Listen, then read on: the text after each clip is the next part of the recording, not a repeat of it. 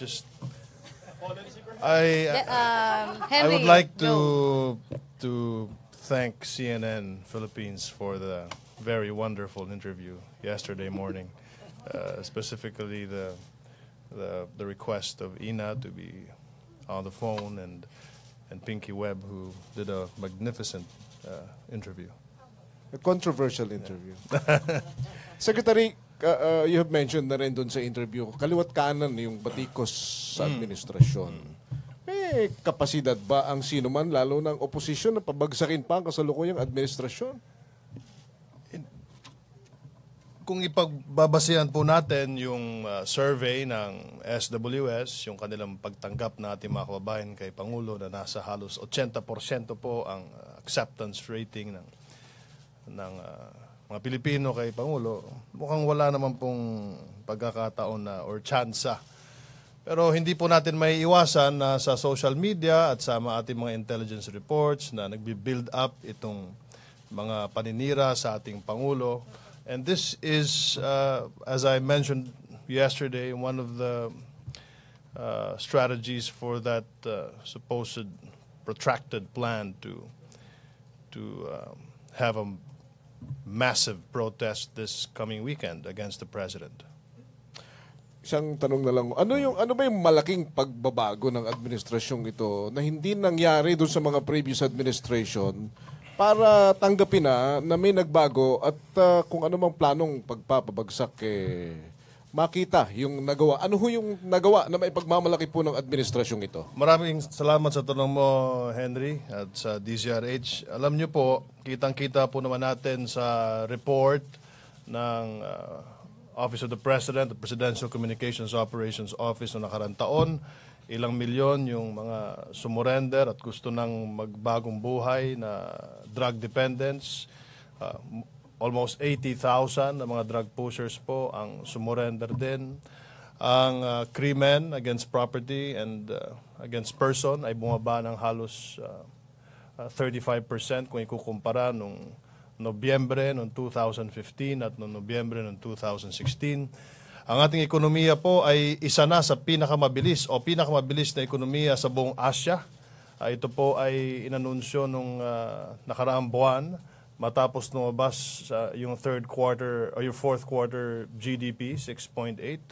And we are the fastest growing economy in the world.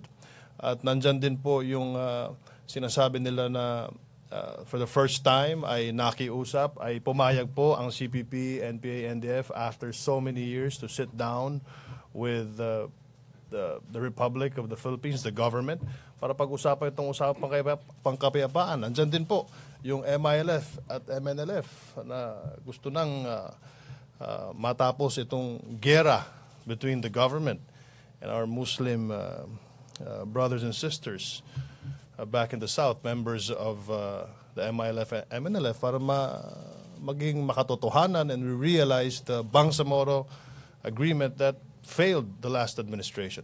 Pero ayaw po nating ikumpara ang administrasyong ito dun sa mga nakarang administrasyon because finger pointing is not the character of a true gentleman. Pero kung mayroon hong pagkukulang at pagkakamali na kailangan din hong ituwid, ano po naman ito? You know, mahirap po kasi na ako yung sasagot sa mga tanong na ganyan pagdating sa mga pagkukulang. Siguro hayaan na lang po natin na mga kritiko, marami pong mga nagsusulat sa mga pahayagan, maraming mga kolumnista. You know, this is a democracy. We respect the freedom of expression, opinion of other people. This administration takes criticisms constructively, and we do that every day. Okay, salamat ho. Thank you. Joseph Morong? Sir, Martin, yung Senate press corps is asking you to apologize for your allegation yesterday. Ako po ay naglabas na ng aking statement kahapon at kung tayo po ay tumungo doon sa official transcript ng CNN Philippines, makikita po natin at mababasa natin na wala po akong ina-allude na reporter na tumanggap na ganitong klaseng pera, ganyang pera, dolyar o piso. I was just pointing to the fact that there is this concerted effort para magkaroon ng massive action, massive protest sa EDSA ngayong February 25. It was not intended to say that the reporters at the Senate are corrupt, anything. Hindi po sila corrupt. Kilala ko yung mga reporter doon. I hold them in high esteem. And the fact that I said in the same interview with Pinky Webb that wala naman doon sa intelligence report na nagsasabi na tinanggap yung pera, that proves that the reporters at the Senate are good reporters and they stuck to their journalistic integrity. But by floating such an idea, are you not putting them, whether they were bribes actually made or whatever, you're putting them already under a cloud of doubt? Oh, no. Like I the don't White think House so. does. I mean, there are always two sides of a coin. I mean, you can take it that way, or you can also take it the story that I was giving you. As I said, I already gave a statement yesterday, and I can read it again. So no apologies are forthcoming from your side? I already gave my statement yesterday, and, So and, no. and that's my statement. Ina Okay. Andolong to be followed by Marlon Ramos. Sir, itong sinasabi nyo na $1,000 offer, is this something, I mean, such offer, does this offer, parang kumbaga, is it just for the Senate beat? Or as you mentioned, is it something used by whoever it is you believe are behind these massive protests or actions? Yeah. Are they using the same strategy? For example, baka sabihin nagbibigay ba, may offer din ba sila? May bibigay ba sila baka sa magko-cover ng protest sa Saturday or mga activities on Saturday? Yung natanggap ko, Ina, na intelligence report that I mentioned to Anchor Pinky Webb, that's it. Kung ano yung nakasulat doon sa transcript, yun na yun. That's as good as you can get. And I don't want to invent things and add more or less. Yun na yun eh. But the point is, the reason why I said that was because meron ng intelligence report na may kumakalat na ganitong klaseng pera, $1,000, and this is part of that grand scheme na pagdating ng Sabado. Alam niyo po, ang katotohanan kasi, ang gobyerno, meron tayong reflection at EDSA for this 31 years of EDSA People Power. So we're celebrating it, we're reflecting on it this coming, in fact, starting on the 22nd, di ba? Tomorrow. Tomorrow, meron tayong wreath laying, and then meron tour sa Malacanang, and then there's the Mass in Campo Aguinaldo, and then there's another wreath laying dun sa EDSA. And I must tell you that every step of the way, kausap po natin dito si PA Joey Concepcion, kausap po natin dito sila ang grupo po ni na Ma'am Cecil Guedota Alvarez, kausap po din po natin sina Chris Carrion. And every step of the way, kausap din po natin si President Fidel V. Ramos. At pag sinabi po nating austerity measures, ganoon po talaga si Presidente Digong. Napakasimpleng tao. At kaya nga ng sinabi ni Joey, kanya-kanyang estilo lang naman yan. And this is the 31st, this is not the 30th. I understand yung celebration last year, umabot ng milyon-milyon. Ngayon, 1 milyon lang ang ating budget dito. So, I think we have to respect the President and also, wag nating lagyan ng kulay. The truth is, meron tayo sa gobyerno, meron tayong plano to reflect on it, at meron ding napabalitang mga mass action na mangyayari sa EDSA, at meron din tayong napabalitang mga prodigong na magrarally din dito sa Luneta. So marami. This is a democracy and everybody can join. Sir, yung sinasabi yung mass action from the information that you're getting, is it something that is limited to Saturday, or is it maybe, are you seeing this as a start of more actions against the administration? Ang balita ko kasi 4 days yung celebration nila, yung kanilang action. So we'll see. It's going to be an exciting weekend for everybody. Sir, can you tell us more about what you know of these, what appears to be an organized effort na inuulit-ulit mo?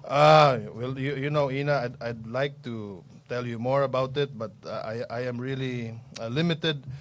If you want more information, siguro tanungin natin si Secretary June Esperon.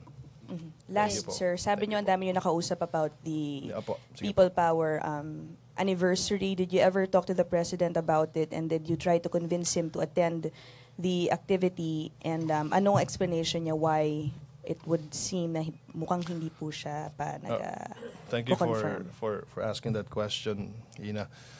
Ang kausap ko po dito ay diretso si Executive Secretary Bingbong Medialdea at si Senior Deputy Executive Secretary Guevara. And our task here sa PCOO was to help organize this. And it was mainly ES and the President who talked about it. Okay, Thank you. Marlon Ramos and Benji, last question. So just to quote from that official transcript sent to us yesterday, you said meron din po tayo natanggap na mga report, Pinky, na as much as $1,000 ang pinamigay dito sa Presscon. Hindi ko na lang papangalanan yung aking source, pero mayroon daw pinagbibigyan ng ganitong kalaking halaga. So kung may pinagbigyan, may tumanggap. Okay, let me tell you about this, Marlon. I'm a Bisaya. I grew up in Cagayan de Oro. I also grew up in Surigao, and my Tagalog may not be as perfect as your Tagalog. So let's put it at that. Okay. Pero doon sa dulo, sinabi I categorically say, di ba? I said that doon sa dulo ng tanong po ni Pinky Web, nandito. I said, I cannot categorically say na galing kay Senador Trillanes, basta ang sabi lang po ng aking source dyan sa Senado na mayroong pera na ganoon na umiikot, pero I would also like to categorically say na hindi naman sinabi kung tinanggap yung pera na yan. So, para po doon sa mga binubusisi yung aking Tagalog, pasensya na po at ako ay Bisaya, hindi po ako magaling sa mas magaling ako magbisaya kaysa magtagalog. Okay. Sir, pero before you mentioned that during the interview, did you make any validation on the information given to you, or I was also a pinaniwalaan reporter niyo na like po? you, Marlon, and the same way that you validate your So stories, validated. I also validate mine. Thank you. Thank you, Marlon. Sir, natanong niyo po, sir, bakit I'm sorry?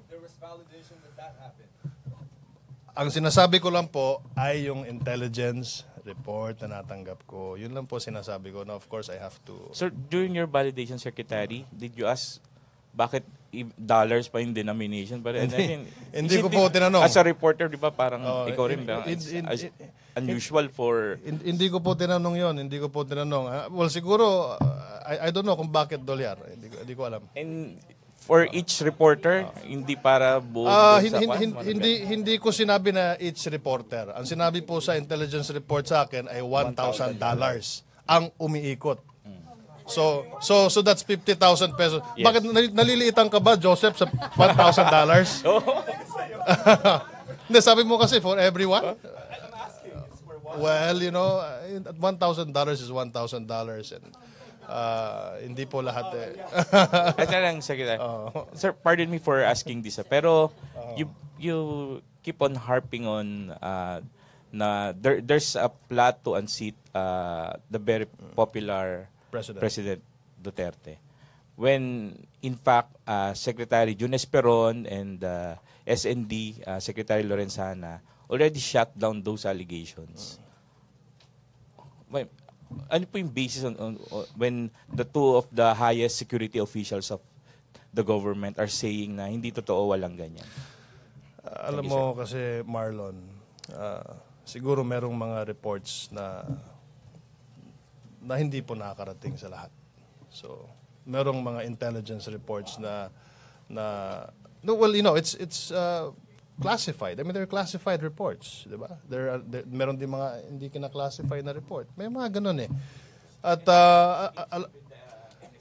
hindi, wag mo kaming pagsabungin, Marlon. Wag mo sabihin because again, you will write something and you say, No, sir. ito sabi ni Andanar. Walang ganun. Basta kami, meron kami sa cabinet, meron kaming information na natatanggap na sinasabi din namin because we're open, we're very transparent. Kaya sir, hindi ko kayo pinagsasabong, sir. I'm just asking for clarification. Yun ang parang lumalabas, Marlon eh. But, sa perception niyo, sir? Walang ganyanan. Wala, hindi naman po. Walang ganun. ganyan. Okay, thank you, Galing Mark. din kayo sa media, alam niyo rin po yun. Oh, alam That's ko why naman I'm yun. asking your clarification. Let me ask you, are you fair to everything that you write? Yes. How about your post Yes. on social media? That's my personal. Oh, exactly. But as a Kayo rin, reporter, as a reporter, you are an ambassador of your Okay. newspaper. Okay, thank you, Marlon. Okay, Benji okay. Liwanag. Okay, on the classification of the intelligence report, can you give us the classification? Is it an A1 information? Is it a military? Kasi anong pinag-uusapan natin dito is destabilization. Benji, I would like to.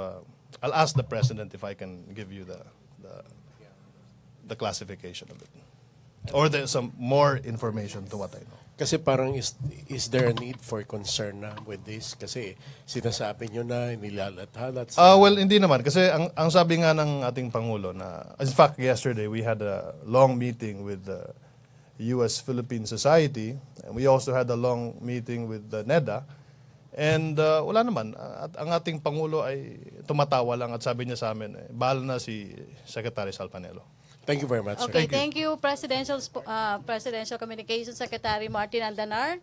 Are you still willing to answer Thank you. Ina's question? Thank you. Ina's question. Thank you. Sir, hindi ko kayo pinagsasabong, but I do see Okay. logic in Marlon's question. Did you say yung response mo sa kanya that you're getting intel reports that the two highest security officials are not getting? Is that what you're saying? That's why hindi nila alam yung sinasabi mo? I'm not saying that. I'm not saying that. Sorry. I'm not saying that. So, ano po yung sinabi niyo? I would rather the intelligence report that I have. Kung gusto nyong malaman yon, I will have to ask for their permission. Okay, thank you, Ina. Secretary, thank you, Presidential Communications So, ibig Secretary. sabihin, sir, yung information na alam mo, Yeah. hindi alam ni DND and SND? Ni SNNSA? As I said, I will have to ask them if I can. Hindi, sir. If I can give you. Kung alam ba rin ni NSA and SND yung information yun ng destabilization? No, I will have to again. I will have to ask the proper members of the cabinet. Merong hawak na mga intelligence reports. If I can release such details, kasi alam naman natin na, of course, intelligence yan. Of course. Oo. Sir, so ibig sabihin, yung destab information na yan, is that the reason why you're keeping it low-key, tapos pinasok nyo pa sa Kaginaldo? Does it have anything to do with it? No, hindi naman yung traffic po. Traffic. Okay, thank you, Traffic. Presidential Communications Secretary I Martin think, Andanar. I Okay, think Henry Henry Uri. has another question. Henry? Yeah.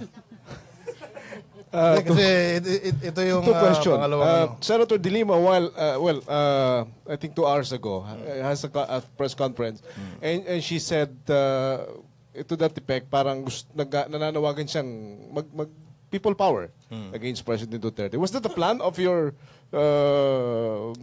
yung disclosure mo ng intelligence report? Basta yung sa akin lang dito, kung sino man yung gustong manawagan, everybody has the right to express themselves in public and they can do whatever they want.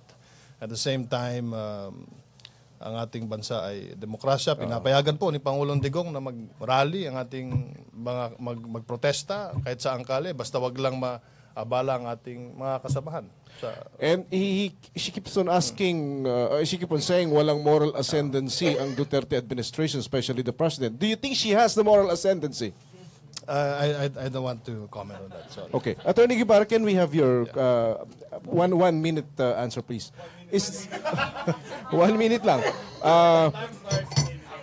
Yun nung sinabi ni Senator De Lima, hindi ba inciting to sedition yon?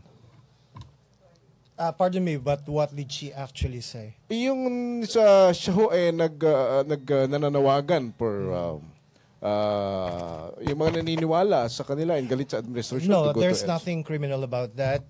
If it's inciting to rise up in arms against the government, then I guess that's the one that should be of concern. But otherwise, if it's just a call to everyone to gather together to express their sentiment and so forth and so on, that's actually freedom of expression and assembly. Okay, thank you. Thank you. Okay. Thank you, Deputy Executive Secretary Maynard Guevara. Thank you, Presidential Communications Secretary Martin Andanar. Thank you, Presidential Spokesperson Ernesto Abella. Thank you, Ma'am Cecil Alvarez. Thank you, Malacanang Press Corps. Back to our main studio sa Radyo ng Bayan and PTB4.